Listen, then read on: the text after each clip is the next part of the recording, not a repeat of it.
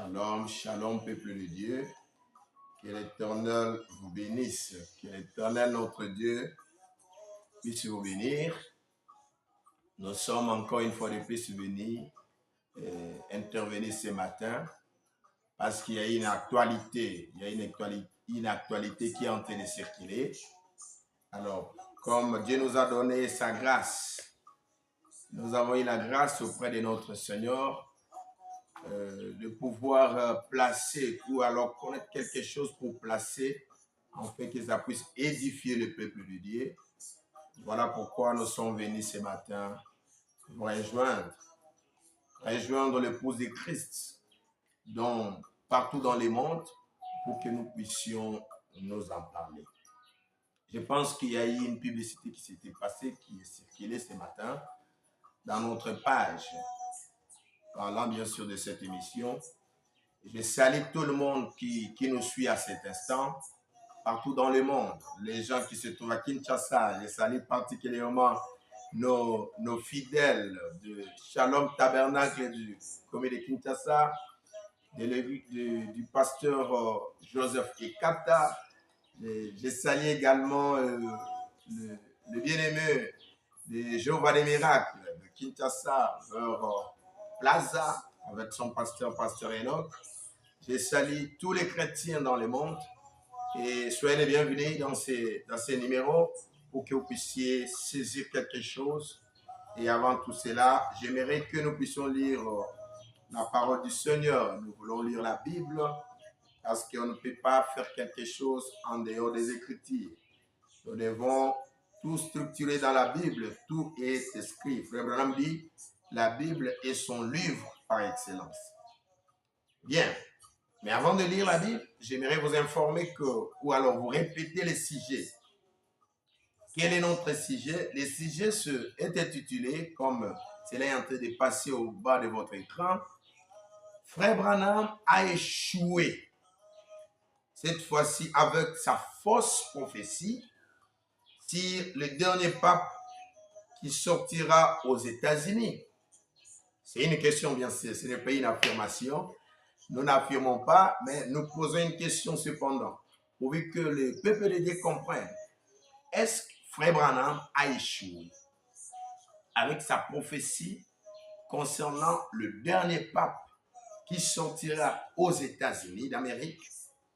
Et ça sera pour, selon Frère Branham, ce pape sera le dernier pape et c'est lui qui amènera la chute de ce monde et le monde sera terminé, l'histoire terminera comme d'aucuns le savent. Est-ce que c'est une fausse prophétie? Est-ce que William Marion Branham, lui qui est venu avec le ministère de Malachie 4, le ministère du Seigneur Jésus lui-même, est-ce qu'il peut cependant échouer aussi? Là, on se pose des questions. Si lui échoue avec le ministère du Seigneur Jésus-Christ, qui l'incarne, c'est veut dire le Seigneur Jésus a échoué. Voilà. Et si Frère Branham échoue, ce qui veut dire nous tous, nous sommes perdus. Ce qui veut dire c'est un faux prophète. Voilà. Et n'oubliez pas que William Marion Branham n'est pas seulement un prophète comme vous attendez. C'est un prophète qui est confirmé par la colonne de feu. C'est un prophète dont la nuée de gloire l'a confirmé, la colonne de feu l'a confirmé et qui était suivi par un ange du Seigneur. Voilà un peu ce que nous allons nous discuter ce matin. Alors, à cet effet, j'aimerais lire une citation de Frère Branham. De la Bible d'abord, je lis 2 versets bibliques. Je pense que les gens là peuvent contrôler si ça passe ou non. Soyez prudents. Je lis dans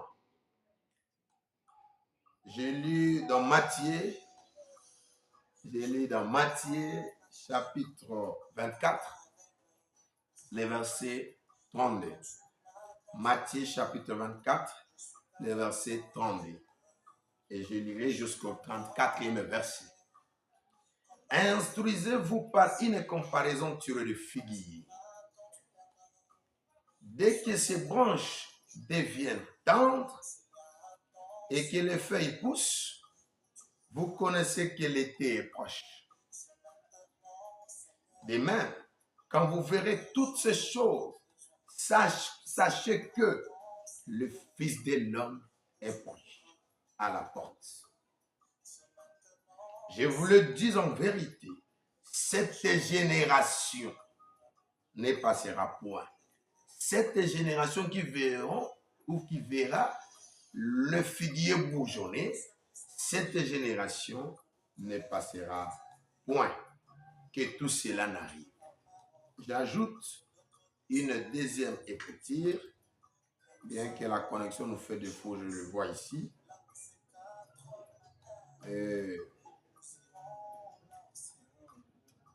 Apocalypse chapitre 10, le verset 7. Mais qu'au jour de la voix de cet manche, quand il sonnerait de la trompette, le mystère de Dieu s'accomplirait, comme il a annoncé à ses serviteurs, les prophètes. Voilà, ça c'est pour notre introduction. Nous avons introduit par ces deux versets, des chapitres, des épîtres également. J'ai lu dans l'épître de Matthieu et j'ai lu aussi dans le livre de l'Apocalypse, là où les gens de divin avaient des choses et ces choses-là devaient attendre une interprétation et son accomplissement, c'est lorsque Frère Branham est venu. Maintenant, avant d'aller trop loin, j'aimerais d'abord lire la prophétie. Quelle est la prophétie réellement? Qu'est-ce que Frère Branham dit sur le dernier pape? Est-ce que Frère Branham a parlé du pape François? Est-ce qu'il a parlé d'un autre pape que nous devons attendre? Est-ce qu'il a parlé d'un pape qui sortira aux États-Unis? Ou bien il a parlé d'un pape qui sortira dans le continent américain? Là, nous devons mettre le point sur les i. Parce que n'oubliez pas, mes chers amis, les États-Unis n'est pas Amérique, n'est pas le continent américain. Le continent américain a beaucoup d'États, a beaucoup de pays, mais qui ne font pas partie des États-Unis d'Amérique. Voilà. Mais je lis d'abord cette prophétie de William Marion Branham. Est-ce que la prophétie, qu'est-ce que Frère Branham dit dans cette prophétie? Je pense que ça sera important pour vous, pour que vous puissiez comprendre d'abord qu'est-ce que Frère Branham dit réellement à ce qui concerne cette prophétie. Je lis dans les actes du Saint-Esprit. Les actes du Saint-Esprit, prêchés le 19 décembre 1954. Les actes du Saint-Esprit, 19-12-54. J'ai lu au paragraphe 87. Dans son paragraphe 87, c'est là où je lis. Écoutez la prophétie que Frère Branham avait donnée sur le dernier pape qui devait venir. Et quand nous voyons sa présence, cela annonce quoi? Si ça annonce la fin du monde, est-ce que la fin du monde est arrivée? Si la fin du monde n'est pas arrivée, ce qui veut dire que Frère Branham n'est pas un prophète. Il a menti. Il a menti à ce moment-là.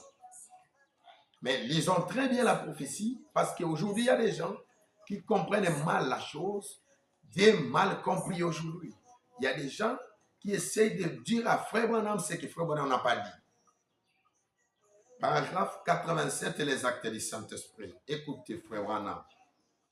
Je pense que l'un de ces glorieux jours, quand cette confédération unie des églises se rassemblera. Voilà les premiers problèmes que nous tous nous devons comprendre d'abord. Que quand ce pape-là viendra, il y a un préalable. Il faut qu'il y ait un rassemblement des assemblées, une confédération de toutes les assemblées du monde. Et je vous pose la question, vous qui êtes en train de me suivre à cet instant.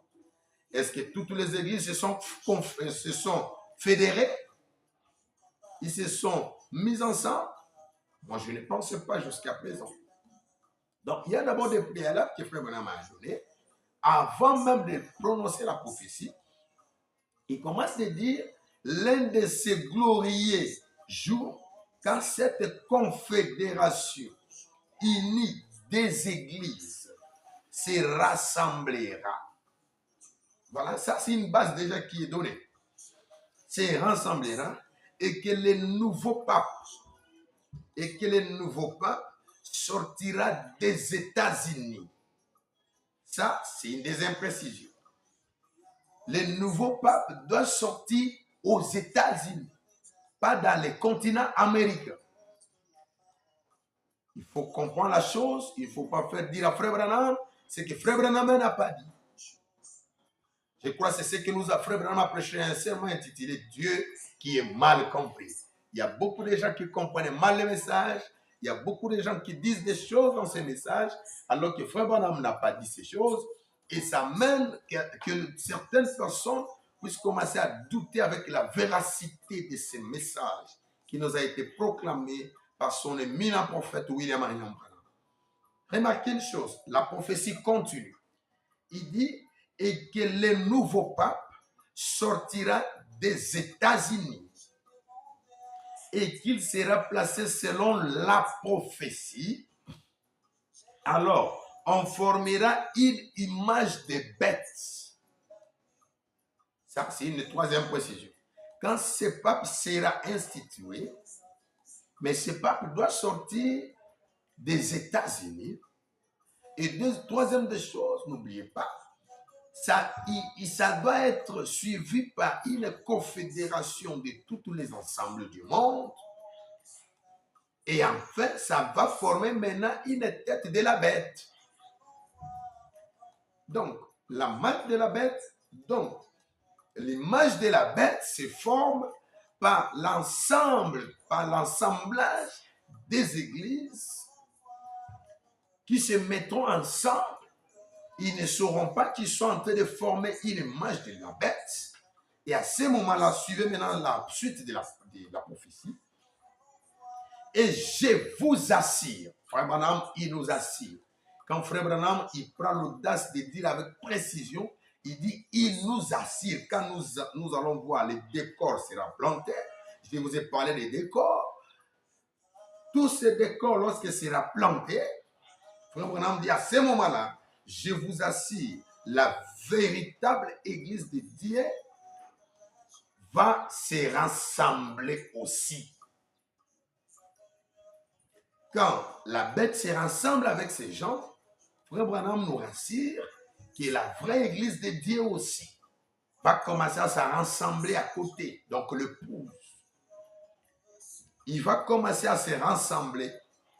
Écoutez, les véritables et authentiques croyants venus de chez le méthodiste,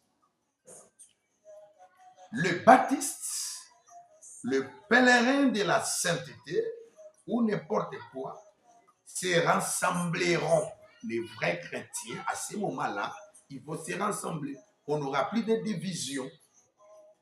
Mais je te pose la question, toi qui es en train de le suivre, ou alors toi qui nous suivras après, même dans les messages, est-ce que nous sommes unis? Parce que si nous croyons que nous sommes de vrais croyants, Frère Branham dit, pour que ce pape-là puisse être investi, il y a autre décor qui doit être implanté. C'est quoi? Les vrais croyants doivent se mettre ensemble. Est-ce que dans ce message de William Marion Branham, que nous présumons, entre guillemets, que ce sont des vrais croyants, est-ce que nous sommes tous mis ensemble aujourd'hui? Nous parlons le même langage aujourd'hui? Parce que ça aussi, ça fait partie des préalables. On doit tous être unis. Et Frère Branham ajoute, il dit, ces vrais croyants-là qui sortiront partout, ils sortiront des méthodistes, des pèlerins, des nazaréens, des pentecôtistes, des pèlerins de la sainteté, ou n'importe où, se rassembleront et ils seront cimentés. Ils seront cimentés par l'amour de Dieu. Ça, c'est très important. Les vrais croyants doivent être cimentés par l'amour. Est-ce qu'aujourd'hui, les vrais croyants sont cimentés par l'amour? Ou bien il y a des gens qui se disent, moi, je suis de telle église, je suis de la colonne de feu, je suis de Shalom Tabernacle, je suis de Jéhovah des miracles. Ils ne s'aiment pas entre eux. Dans une même ville, il n'y a pas l'amour dans les églises. Parmi les croyants, il n'y a pas d'amour jusqu'à présent. Alors qu'il n'y a pas d'amour, vous vous attendez à ce que le monde puisse être terminé. Vous vous attendez à ce que la chose se termine. Et si la chose est terminée aujourd'hui, est-ce que toi, tu auras la grâce de voir Dieu? Il y a un préalable qui nous attend. L'amour doit nous cimenter. Car l'amour cimentera tous les croyants. Frère Branham dit, je vous assure, lorsque les vrais croyants vont se rassembler et ils seront cimentés par l'amour, c'est à ce moment-là. Écoutez la continuité. Ils seront cimentés par l'amour de Dieu. Ça formera le corps du Seigneur Jésus-Christ. Tous les croyants formeront le corps du Seigneur Jésus-Christ. Frère Branham, c'est Frère Branham, moi je dis Frère Branham. Ici, c'est Frère Branham ou rien. C'est Frère Branham qui est en train de parler. Et le libre penseur et les gens à l'esprit superficiel seront jetés d'un côté et ils iront tout droit dans les confédérations des églises. Frère Branham a dit, les gens qui sont superficiels dans la foi, ils vont s'agiter et ils partiront d'un côté, ils vont se retrouver dans la confédération des églises. Alors, en oubliant que lorsque vous vous retrouvez dans la confédération des églises, vous formez une image de la bête. Je crois que vous êtes en train de nous suivre. Et si vous nous suivez, ou alors vous vérifiez vos connexions pour voir si réellement nous sommes en train de passer. Et si vous nous voyez, souffrez à ce que vous puissiez nous suivre jusqu'à la fin de l'année. Ça, c'est la prophétie qui est mal comprise. La prophétie que les gens sont en train de placer ça très mal. Vous voyez. Écoutez ce que Frère Branham dit ici dans Dieu dévoilé. Dieu dévoilé dans son paragraphe 22. Écoutez ce que Frère Branham dit. Dieu dévoilé. Dieu dévoilé, je donne la date. Dieu dévoilé qui est prêché le 14 juin 1964. Suivez ce que Frère Branham est en train de dire dans son paragraphe 22. Écoutez. Maintenant, mon sujet de ce matin, je mets ma confiance en Dieu. Il révélera ce qu'il en est. Donc, Frère Branham, dans d'autres choses, quand il est en train de dire, il parle, mais il met sa confiance à Dieu. Que ce que je dirais ici, que Dieu puisse continuer à révéler cela dans les cœurs de ses enfants, parce qu'il y a d'autres choses qui sont cachées. Suivez, Frère Branham. Et chaque fois, si vous prenez la bande ou le brochure, Branham vous conseille, à chaque fois que vous prenez la bande ou le brochure de Frère Branham, à chaque fois que vous lisez les messages, Frère Branham vous conseille quelque chose. Ne lisez pas les messages comme un journal. Ne lisez pas les messages de William Marion Branham comme tout autre journal. Ne lisez pas les messages de Frère Branham comme un syllabus. Ne lisez pas les messages de Frère Branham comme tout autre livre de ce monde. Il dit, et chaque fois que si vous prenez ces bandes, les bandes, ou alors vous les écoutez, j'espère que je vais croire que vous avez reçu une compréhension spirituelle de ce que Dieu a essayé de montrer dans l'Église sans le dire ouvertement. Dans le message de Frère Branham, quand vous le lisez, n'oubliez pas qu'il y a d'autres choses dans les messages que l'Esprit a voulu dire à l'Église, mais il n'a pas dit ça ouvertement et ça demande une compréhension. Frère Branham dit, j'espère que vous allez recevoir une compréhension spirituelle de ce que l'Esprit a voulu montrer à l'Église, mais il n'a pas montré ça ouvertement. Il y a d'autres choses que Dieu n'a pas donné. Il y a d'autres prophéties que Dieu a données, mais qui n'est pas ouvertement et qui n'est pas ouvertes ou qui ne sont pas ouvertes. Ça demande à ce que Dieu puisse vous donner, vous doter d'une compréhension spirituelle limpide pour que vous compreniez. Sinon, la vache va goûter l'herbe au-dessus des arbres. Je continue avec la citation de Frère Branham. Voyez quelque chose. Parfois, on doit dire des choses de manière à disperser. Un prophète, quand il dit des choses, parfois il dit des choses de manière à disperser les gens, les ramasser dans les messages, les ramasser. Les gens qui sont venus partout d'ailleurs par le mouvement, ils ont suivi le mouvement alors qu'ils n'étaient pas prédestinés pour vivre ces messages. Et Frère Branham dit, parfois, nous disons des choses, nous donnons des prophéties en manière à disperser les gens, de manière à amener certains à s'en aller. Alléluia. Donc, dans ce message de William Marion Branham, il y a d'autres choses que Branham est en train de dire, des prophéties qui peuvent vous amener à vous disperser et qui peuvent vous amener à vous en aller et abandonner ces messages pour dire que le message n'est pas vrai. Ça, je lis William Marion Branham. Il dit, parfois nous le disons comme ça, pour que ça puisse amener les autres à s'en aller, pour que ça puisse amener les autres à se disperser, certains à partir et certains même à réfléchir. Le message est proclamé pour que les autres puissent se mettre sur la chaise et commencer à réfléchir. Ce qui veut dire à étudier. Étudier les messages, étudier les Écritures, étudier la parole du Seigneur. Ne prenez pas les messages en désordre, mes chers bien-aimés. Étudiez les messages, comprenez les messages. Oh, ça c'est merveilleux. Mais c'est fait, écoutez frère Branham, quand il prêche comme ça, quand il donne le prophétie comme ça, Branham dit, mais c'est fait exprès. Il dit, il donne des messages comme ça parfois, il parle des choses parfois dures, des choses qui amènent les gens à réfléchir. Il dit c'est exprès, il fait ça pour que les ramassis puissent disparaître dans les messages. Ils ne doivent pas rester là. Le message n'est pas votre domaine. Le message n'est pas votre domaine. Le message, c'est pour un peuple prédestiné. Le message, c'est pour les gens qui étaient prédestinés dès avant la fondation du monde. Qu'ils étaient à l'éternité, ils rentrent à l'éternité. Le message n'est pas donné à n'importe qui.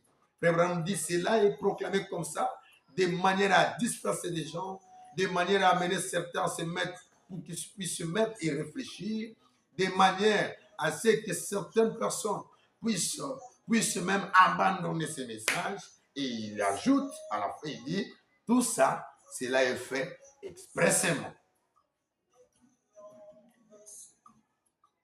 Voilà ce que je voulais vous apprendre ce matin.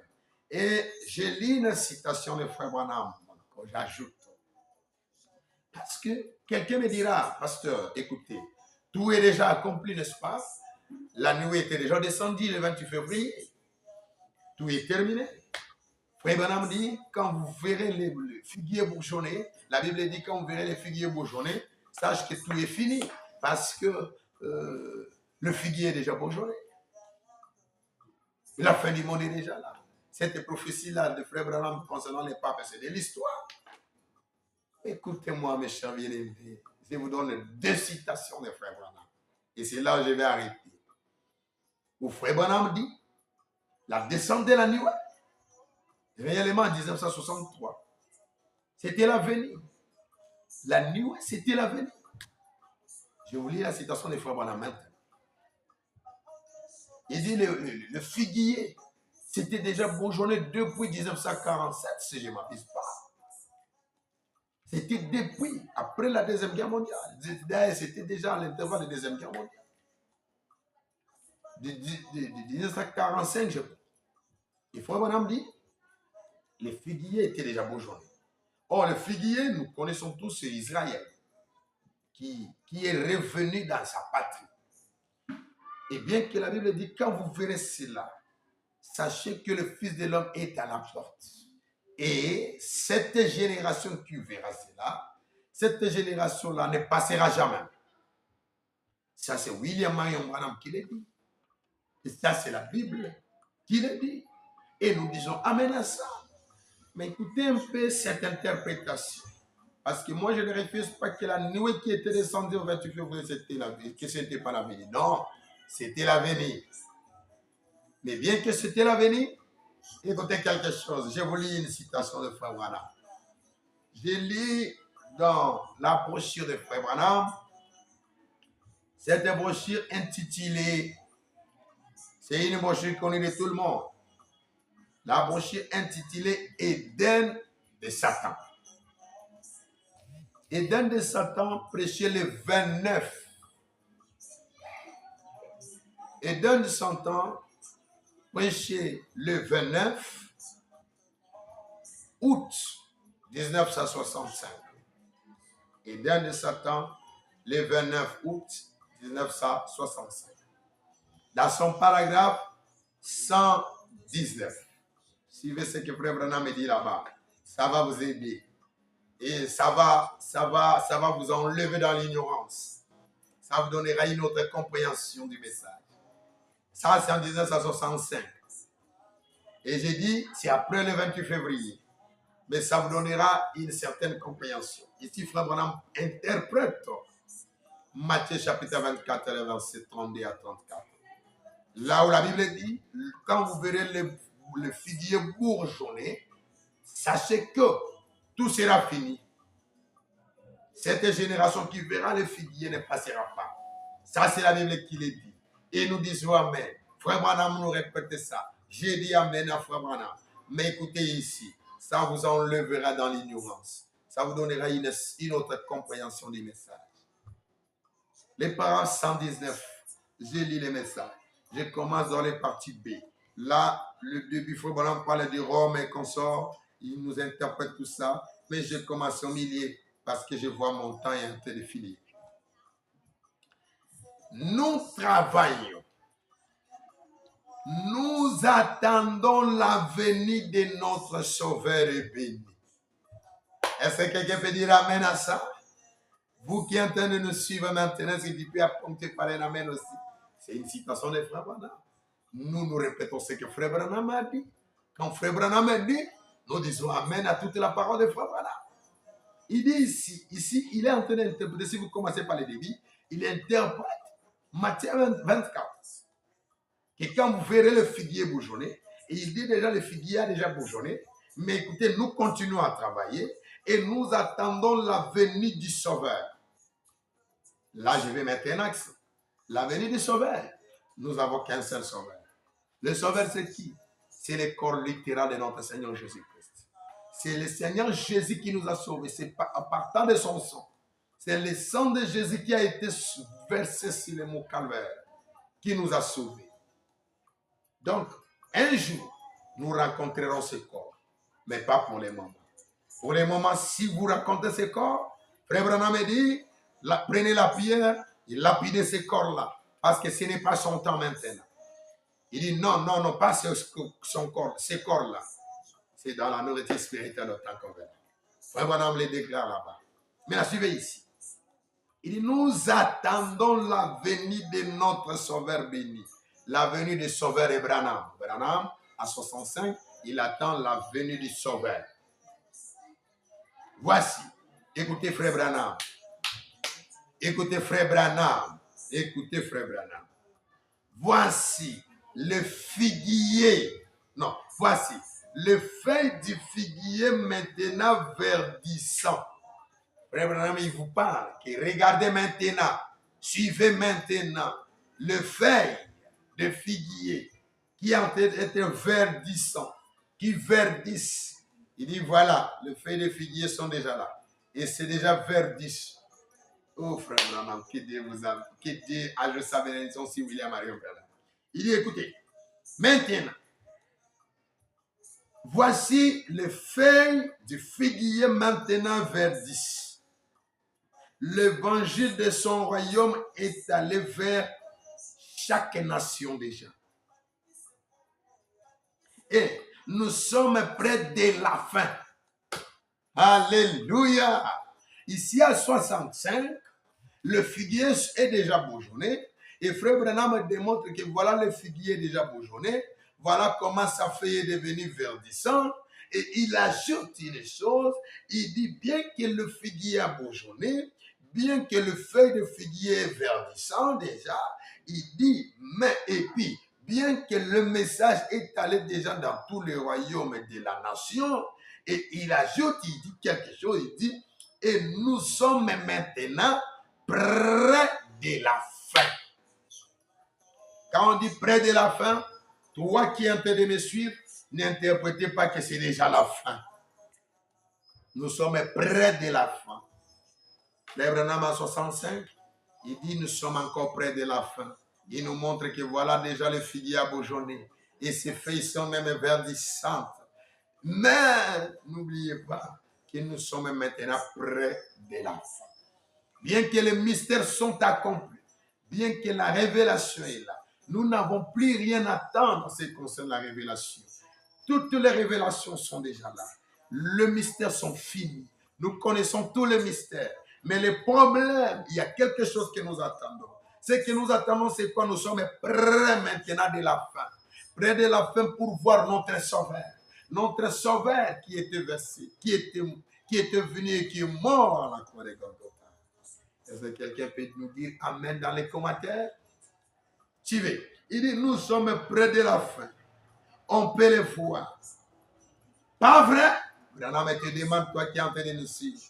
Pas vrai que nous sommes près de la fin? Alors, avec joie, nous allons proclamer le message de son apparition bénie. Frère Branham dit, avec la joie, nous allons désormais proclamer son message de son apparition. Proclamons cela.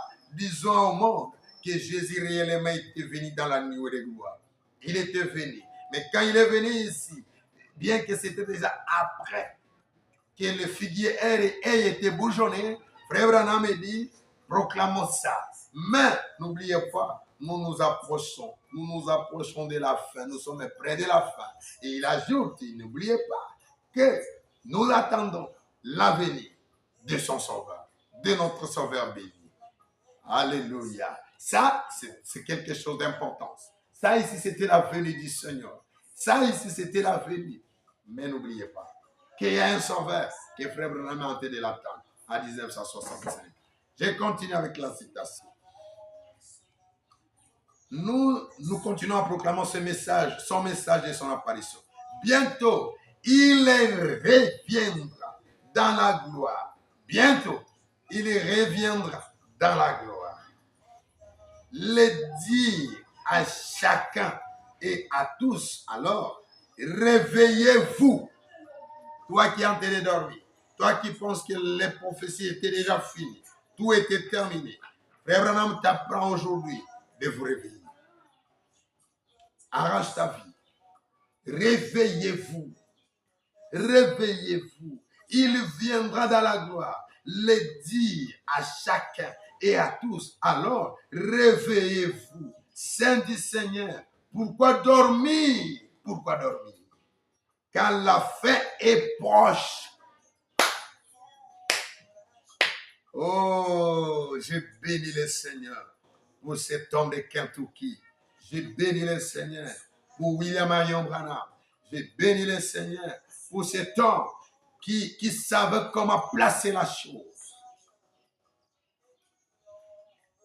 Il dit, il reviendra. Pourquoi dormir quand la fin approche? Préparons-nous pour cet appel final. Il y a un appel final. Il y a un appel final. Préparons-nous pour cet appel final. Elle viendra de l'ouest et reprendra sa chevauchée un de ces jours. Souvenez-vous-en assurément. Mais voilà, me dit, assurément, souvenez-vous-en. J'ai ajouté une dernière citation pour terminer. Je lis une dernière citation qui va vous édifier encore. Ne perdez pas la foi, peuple de Dieu. L'épouse de Christ, ne perdez pas l'espoir. Un jour, vous verrez votre sauveur. Le sauveur, il était physique. Sa chair de Galilée, nous la verrons. Mais le problème, ce n'est pas pour les moments. Pour les moments, s'il nous apparaissait comme ça, nous allons les lapider. Nous allons les lapider. Suivez. Je lis dans la révélation de Jésus-Christ, Boshi, prêché le 4 décembre. Le 4 décembre 1960. Le 4 décembre 1960. Frère Branham est en train d'interpréter ça dans cette citation-là. Lisons tous ensemble. Observez. Quand on dit observer, cela est différent de regarder. Observer, cela veut dire regarder avec beaucoup d'attention maintenant cette photo. Observez pour terminer. Ce que dit l'écriture ici. Oh, voici, il vient avec les nids. Ici, Frère Branham lit Apocalypse chapitre 1. C'est quoi le verset 8 ou 9? Là où il est écrit, voici, il vient avec les nids. Maintenant, écoutez l'interprétation. Voici, il vient avec les nids. Vous avez vu ça. C'est ça. Maintenant, écoutez l'interprétation de cela. Comment est-ce que Frère Branham a interprété? Écoutez. Et tout œil les verra. Ça, Frère Branham fait la citation. Il cite l'Apocalypse chapitre 1, je crois le verset 8 ou 9. Maintenant, Frère Branham va expliquer ça. Il dit, écoutez, bon. Ici, il parle de la seconde venue. Ici, l'Apocalypse chapitre 1, verset 8 à 9, la Bible dit, voici, il vient avec les nids et tout est il le verra. Frère Branham dit, ici, quand la Bible parle de ça, il parle de sa seconde venue. C'est pourquoi moi je crois que ça ici, c'était la seconde venue. Mais écoutez maintenant l'interprétation de Frère Branham. Bien que ça ici, c'est la seconde venue, mais écoutez Frère Branham. Il dit, bon, ici, il parle, ça ici, la Bible parle de sa seconde venue. Mais, pas l'enlèvement. Est-ce que quelqu'un peut dire Alléluia? Ça, c'est la seconde venue. Mais, pas l'enlèvement. Je vous ai donné la citation. La révélation de Jésus-Christ. Prêché le 4 décembre 1960. Dans son paragraphe 368. Frère Branham dit, l'Apocalypse chapitre 1, parle de la seconde venue. Voici, il vient dans les nids. Et tout est il verra. Branham dit, effectivement, il parle de la seconde venue. On ne refusait pas ça. Ça, c'est la seconde venue. Mais, pas encore l'enlèvement. Moi et mon ensemble, nous croyons à la date du 28 février. Nous croyons à cet grand événement que c'était la venue De qui? De la divinité suprême. Frère Branham dit ça, c'est la divinité suprême. Mais ce que nous attendons, c'est voir notre Sauveur maintenant. Il va nous essuyer nos larmes. Et Frère Branham ajoute, bien que c'était la venue, ce n'est pas l'enlèvement. Je te dis, toi qui es en train de me suivre, je regarde la caméra pour te parler. Ne pensez pas que nous sommes enlevés.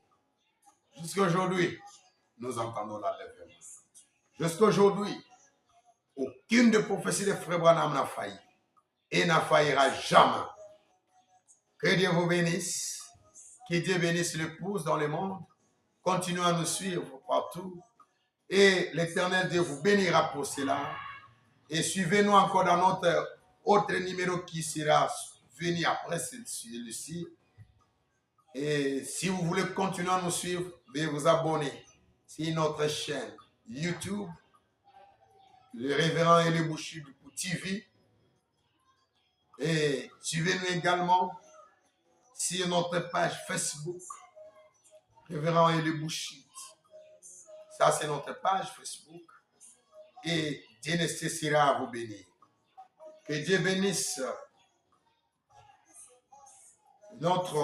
nos fidèles de la colonne de feu tabernacle.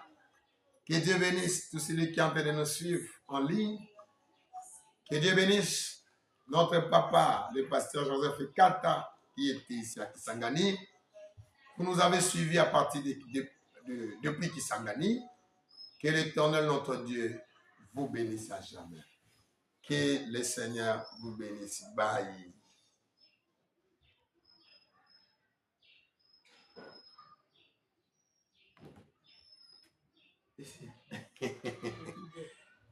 Batu baza kolinga ko baby sa sango mala.